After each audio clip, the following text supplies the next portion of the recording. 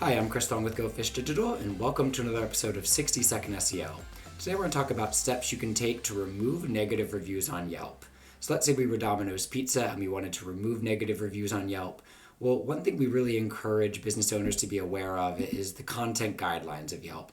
Yelp has different guidelines that they want their reviews to abide by. They want reviews to be relevant. They can't use inappropriate content, hate speech, threats, harassment.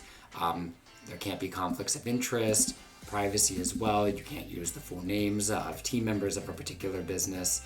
So one of the things we encourage business owners to do is really be aware of these guidelines and then go through your reviews and then flag reviews that potentially violate these guidelines. So looking for negative reviews that, hey, maybe this review potentially crosses the inappropriate content threshold. Maybe we see a review that mentions a team member by their full name.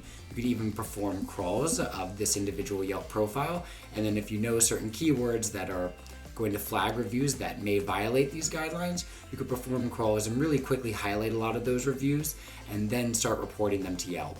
And that's a way we found that businesses can be really successful in terms of removing these negative reviews, flagging content that violates these guidelines, and looking for negative reviews where they potentially have content that doesn't abide by Yelp best practices.